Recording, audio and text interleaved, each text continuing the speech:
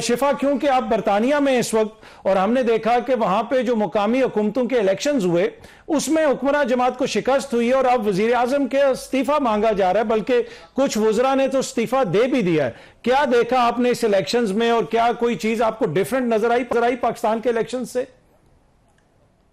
Other साहब, कमाल सवाल आप भी करते हैं, पता नहीं मजाक कर रहे हैं आप सीरियस हैं कि आपको कुछ डिफरेंट नजर आया पाकिस्तान के इलेक्शन से? आप मुझे बताएं कि क्या पाकिस्तान में ये चीज हो सकती है कि दो पार्टी सिस्टम्स में अगर तीसरी कोई जमात या चौथी कोई जमात शामिल हो जाए दरमियान में, और वो आराम से बैठे रहें, वो कोई शोर वावेला ना करें कि भाई धांधली हुई थी, कहीं बैलेट बक्से जो हैं वो इधर उधर ले जाते लाते, ट्रांसपोर्ट होते नहीं देखे जा रहे, जिसका जो इलेक्शन का रिजल्ट है वो आराम से मान रहा है, जिसका सबको पता है कि भाई हुकूमत को बहुत बड़ा सेटबैक हुआ है, और ये सिर्फ हुकूमती जमात को ही नहीं हुआ, कंजर्वेटिव्स को भी हुआ है। आपको ये याद होगा अतर साहब के 14 साल तक कंजर्वेटिव्स भी हुकूमत का हिस्सा, हुकूमत में रहे, उसके बाद लेबर आई और लेबर बड़े अरसे बाद आई थी, लोगों की बड़ी उम्मीदें थी लेबर के साथ। मैं आपको कुछ फैक्ट्स बताती हूँ इस इलेक्शन के, उसके बाद आप ये फैसला खुद कर लीजिएगा कि पाकिस्तान के इलेक्शन से बरतानिया के ये लोकल बॉडी इलेक्शन भी किस हद तक मुख्तलिफ हैं, और हमारे यहाँ जमहूरियत का क्या हाल अहवाल है या दुनिया में क्या हाल अहवाल है, ये आप खुद अंदाजा लगा लीजिएगा। 13 लोग ऐसे थे जिन्होंने के लेबर पार्टी से इस्तीफे दिए बेस्ड ऑन वन प्रिंसिपल, जो कि उनका स्टांस था फलस्तीन के हवाले से। 13 लोग ऐसे थे और वो इंडिपेंडेंट्स की हैसियत से इस मर्तबा लोकल गवर्नमेंट इलेक्शंस में खड़े हुए और वो 13 के 13 जीत गए। अच्छा, इसके अलावा और बेशुमार ऐसे लोग हैं कि जो यहाँ पर लेबर पार्टी से ताल्लुक नहीं रखते थे, या बहुत सारे ऐसे लोग हैं कि जो इस वक्त सोच रहे हैं। अच्छा, फिर ग्रीन पार्टी और रिफॉर्म पार्टी ने भी जो मैदान मारा, लोगों ने उनको भर भर के वोट डाले और लोग उनकी पॉलिसी से चाहे मुतफिक हो या ना हो, लोगों को इस वक्त जो जमात हुक्मरान जमात है उनकी पॉलिसी से खासी तकलीफ है। वो लोग इसको बिल्कुल सपोर्ट नहीं कर रहे। लोगों को लग रहा था कि भाई जो चीजें गवर्नमेंट में जो कंजर्वेटिव्स थे या टोरीज थे वो नहीं कर सकते थे, तो शायद लेबर कर देगी। लेबर भी अगर उसी लाइन में चलती हुई नजर आती रही लोगों को, तो लोगों ने ये फैसला कर लिया कि भाई हम नई जमातों को वोट डालेंगे या इंडिपेंडेंट्स को ही डाल देंगे, लेकिन हम इस जमात को अब वोट नहीं डालेंगे। तो यहाँ पर जो ये एक रिएक्शन आया है पब्लिक का, कि जिसमें ग्रीन पार्टी आपको नजर आती है, रिफॉर्म पार्टी के यंगस्टर्स नजर आते हैं जिन्होंने शायद कभी इलेक्शन भी नहीं लड़े थे, उस किस्म के कैंडिडेट्स आकर पहली मर्तबा आए और वो पहली मर्तबा जीत गए। और ये भी याद रखिए अतर साहब के बहुत सारे लोगों ने कैंपेन भी नहीं की, कैंपेन करने की भी जरूरत नहीं पड़ी लोगों को। लोगों में इस कदर रिजेंटमेंट थी इस वक्त की जो हुकूमत है उसके खिलाफ, और पब्लिक ने उनको धड़ाधड़ वोट डाले।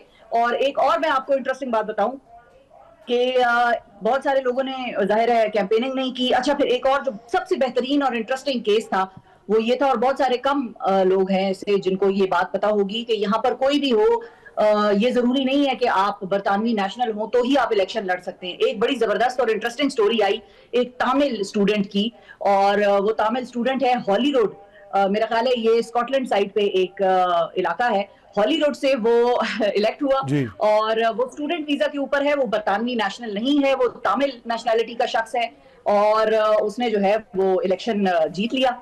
तो लोग बड़े हैरान हुए कि ये कैसे हो गया। तो ये मैं बता दूं लोगों की जिनको इस चीज का इल्म नहीं है, कि जो अगर आप कॉमनवेल्थ कंट्री से हैं और अगर आप स्टूडेंट वीजा के ऊपर भी हैं तो आप बरतानिया में इलेक्शन लड़ सकते हैं और इलेक्शन लड़के जीत भी सकते हैं। तो ये आपको जमहूरियत के हाल अहवाल अब मैंने आपको सुना दिए हैं। अब इसके बाद अब आप खुद फैसला कर लें कि पाकिस्तान की जमहूरियत कहाँ और ठीक है। अब वो इंटरनेशनल जमहूरियत से जरा हम मुकामी जमहूरियत पे आ जाए। शिफा, आपने सुना जो हुज़ैफा भी अभी बता रहे थे कि किस तरह मुलाकात करवाई जाए, उनका रवैया बड़ा गैर जमहूरी है।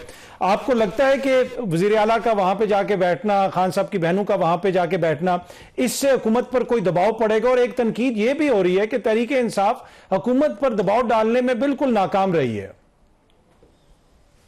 अच्छा, दबाव तो देखें इसलिए नहीं पड़ेगा कि सिस्टम इम्यून हो गया है। सिस्टम को कोई फर्क नहीं पड़ता अगर 4-5 गाड़ियां 10-12 गाड़ियां आ जाएं, सीएम का प्रोटोकॉल आ जाए और वो अडयाला के बाहर बैठ जाएं। वो कहते हैं ना कि आई डैम केयर, तो दे डैम केयर, उनको कोई फर्क नहीं पड़ता। मैं इस बात पे हैरान हूं कि जब आपको वाकई कोई फर्क नहीं पड़ता, जो कि मुझे भी नजर आता है जाती तौर पे कि आपको कोई फर्क नहीं पड़ता, तो आप गाड़ियां लगाना, बख्तरबंद गाड़ियां पहुंचाना, दुकानें बंद करना, रास्ते बंद करना, ये काम भी क्यों करते हैं? मतलब جب آپ کو بھی یہ پتا ہے, اندازہ ہے کہ ان کی پارٹی میں ایک انتشار اس لیول کا پھیلا ہوا ہے کہ کوئی کہتا ہے ہمیں آواز دیں گے تو آئیں گے, کوئی کہتا ہے کال نہیں دی, کال دیں گے تو آئیں گے, پھر کنفیوژن ہوتی ہے کون آئے گا, لیڈ کون کرے گا, پھر کون کون سے ایم پیز اور ایم این ایز اور ایم پی ایز ساتھ آئیں گے نہیں آئیں گے, تو وہاں پر تو خاصی کنفیوژن چل ہی رہی ہے. لیکن اطہر صاحب میں حیران ہوں اس چیز کے اوپر کہ ہم مسلسل وکٹم بلیمنگ اور وکٹم شیمنگ کے معاملے میں پھنسے رہتے ہیں, اور اس وقت جو ہم کر رہے ہیں وہ تو تاریخی نوعیت کا ہے. آپ کو یاد ہوگا موٹر وے ریپ کیس, اس موٹر وے ریپ کیس میں ایک پولیس والے کی آئی ہوئی تھی اللہ کی طرف سے, اور اس کی منہ سے نکل گئی ایک بات, اور اس نے کہا کہ میڈم گاڑی چلائی کیوں رہی تھی رات کو اتنی دیر سے, آپ کو یاد ہوگا اطہر صاحب. اور اس کے بعد جو ایک آسمان ٹوٹ پڑا, اس کے بعد ایک آسمان ٹوٹ پڑا, ایک قیامت برپا ہو گئی ہمارے ملک میں کہ اس آدمی نے, اس پولیس والے نے ریپ وکٹم کو وکٹم شیم کیا ہے, وکٹم بلیم کیا ہے, اور پھر اس کو معافیاں مانگنی پڑی اور اس کو اپنی ایکسپلینیشن دینی پڑی کہ بھئی میرا یہ مطلب نہیں تھا اور میرا وہ مطلب نہیں تھا. ہم مسلسل جس پارٹی کے پاس مینڈیٹ عوام نے دیا اس سے مینڈیٹ چھینا گیا, اس کی حکومت نہیں بننے دی گئی, اس کے لوگ کیمپین نہیں کر سکتے تھے, اس کو جلسے نہیں کرنے دیے, اس کی بہنوں کو کہتے ہیں ہم کہ تم سیاست میں آ رہی ہو, اس کا وزیر اعلیٰ کہتا ہے میں احتجاج کرنا چاہتا ہوں, اس کو ہم لاہور نہیں چھوڑتے, ہم کہتے ہیں بھئی drug mafia is not welcome. ہم ان کے اوپر جو چیزیں ہو رہی ہیں ان کے اوپر بات نہیں کرتے, ہم ان کے اوپر سمپتھائز نہیں کرتے جس طرح ہم اس ریپ وکٹم کے ساتھ کر رہے تھے اس وقت ملک میں, اور ہم الٹا اس کو بلیم کر رہے ہیں جس کے ساتھ ظلم ہو رہا ہے, جس کے ساتھ زیادتی ہو رہی ہے.